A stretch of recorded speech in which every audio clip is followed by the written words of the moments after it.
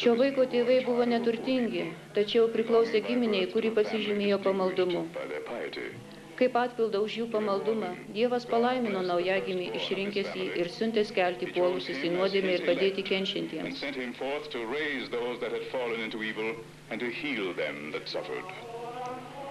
Dieviškasis vaikas, kurį pavadino Isa, dar mažas būdamas pradėjo kalbėti apie vieną nedalomą Dievą, ragindamas nuklydusius nuo teisingo kelio atgailauti ir apsivalyti nuo padarytų nuodėmių.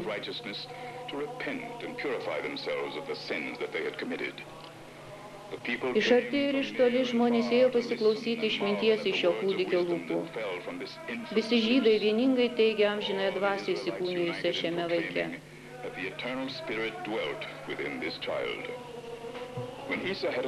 Kai jisai sukako 13 metų ir pagal žydų paprotį atėjo vedybų laikas, jo tėvų namai tapo turtingų ir kilmingų žmonių susirinkimo vieta. Žmonių, kurie troško, kad jaunasis Isa taptų jų žentų, jau tada garsėja savo išmintingomis kalbomis, kurie sakė visagalio vardu. Tai tuomet Isa paslaptingai dingo iš tėvų namų, palikęs Jeruzalę ir su pirklių karavanu iškeliavo link Sindo, tobulintis ir semtis dvasinių žinių.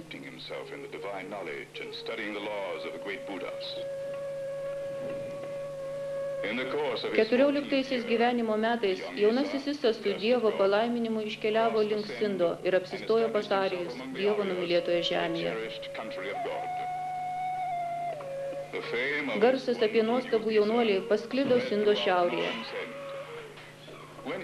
Kada Isa perėjęs 5 upių kraštą pasiekė Račputaną, džainistai ėmė jo prašyti, kad jis pagyventų pas juos. Orisos džiunglėse yra olos, kuriuose prieš 2000 metų gyveno džainistų asketai.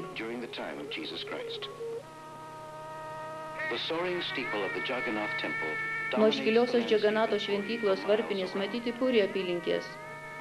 Štai jau daugiau kaip 25 piligrimų kartos atvyksta į Puri pagarbinti Džaganato, visatos valdovo.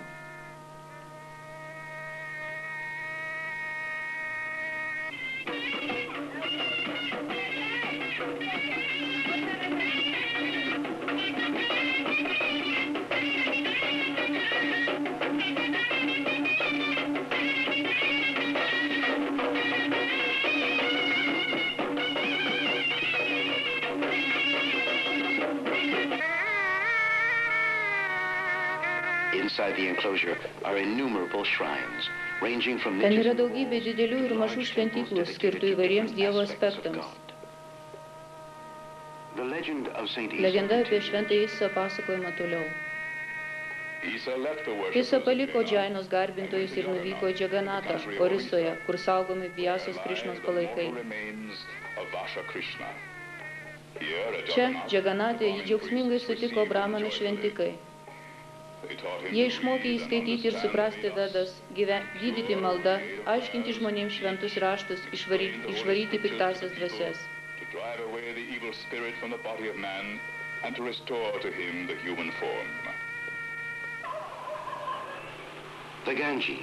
Dievo upė Gangas prasideda aukštai Himalajuose, 2 mylios virš jūros lygio ir žemyn teka 1500 mylių Bengalijos įlanką.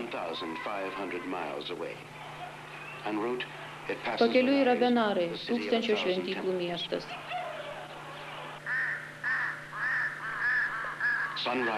Saulėtekis Benarose. Kasdieninės maldos ir apsiplovimai Gango pakrantėse.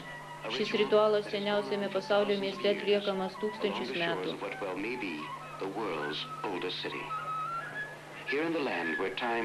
Regis, laikas čia sustojęs. Nuo pat rašytinės istorijos pradžios čia piligrimai nusiplauna savo nuodėmės ir ieško išsivadavimo iš mirties ir gimimo rato.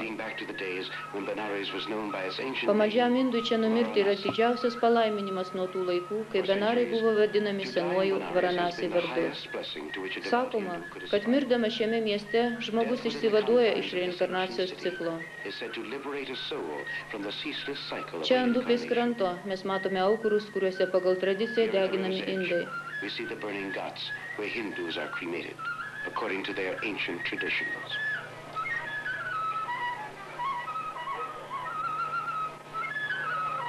Mažai pakito Benarai per tuos 2000 metų, kai Gango upės pakrantė ėjo šventasis Isa.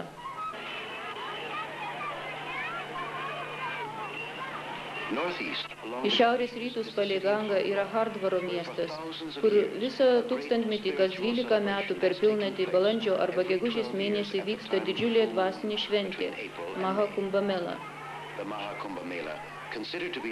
Šis didžiausias religinis susibūrimas pritraukia daugelį dvasinių vadovų.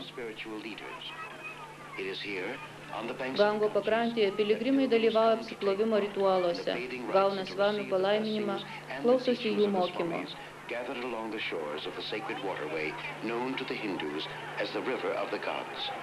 Čia svamiai subūrė žmonės palei šventosios upės krantus, upės, kurią indai vadina dievų upę.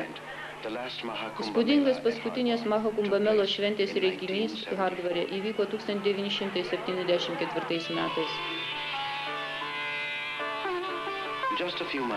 Tik už kelių mylių į šiaurę nuo Hardvaro, prie Gango yra Rišikešo miestas, Rišių, tiesos ieškotojų kraštas.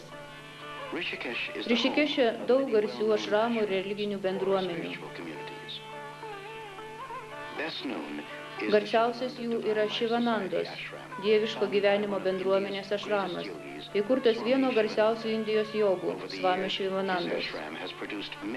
Per daugelį metų jo ašrame prabudimą pasiekė nemažai mokinių. Jų tarpe Svamis Sačitananda, Svamis Chitananda ir Svamis Venkatasananda. Svamis Venkatasananda ilgą laiką buvo Svami Šivanandos asmeninis sekretorius. Jis mielai dalinasi prisiminimais apie tai, ką Svami Šivananda kalbėjo. Šventų kalėdų metu ašrame Svami Šivananda dažnai kalbėdavęs apie viešpatį Jėzų. Jis žinojo, kad Jėzus buvo Indijoje tuo laikotarpiu, kuris vadinamas prarastaisiais Jėzaus metais.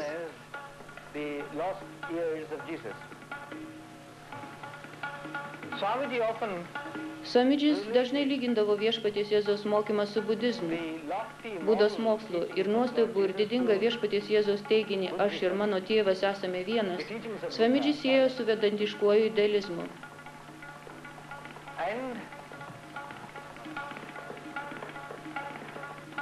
Statements like, I and my Father are one, is a marvelous and magnificent declaration of Lord Jesus. Swamiji related to Vedantic idealism. And the miracles... O gydymo ir kitokius stebuklus, kuriuos darė viešpats Jėzus, Swamidžis aiškino kaip aukštus jogo pasiekimus. High accomplishments as a yogi. Tie, kurie girdėjo, kaip Svami Šivananda pasakoja apie viešpatį Jėzų, žino, jog šios žinios tai jo asmeninės dvasinės patirties išdava, tiesioginio žinojimo, o ne Biblijos analizės rezultatas.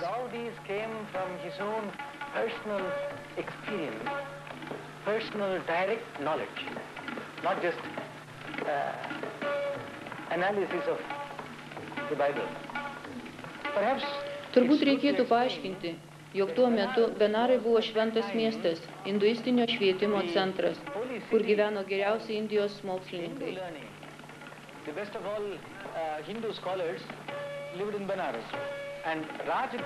Rajagriha buvo budizmo centras. Netoli Banarų yra garsioji Sarna, kur Buda sakė savo pirmąjį pamokslą. Tiek hinduizmas, tiek budizmas viešpaties Jėzaus laikmečių Indijoje klestėjo.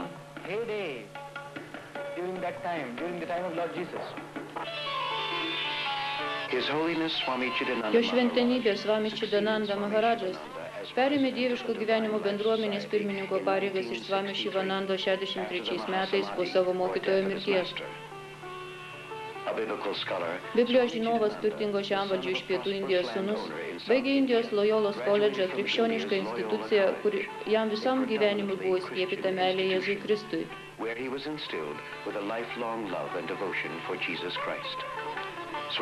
Svamis Chidananda prisimena savo mokytoją kalbėjus apie Jėzų. Kai Svamis Šivananda sakydavo, jog Jėzus Kristus buvo didis jogas, jis turėjo omeny tai, kad Jėzus puikiai nusimanė Radža jogoje, klasikinėme meditacijos moksle.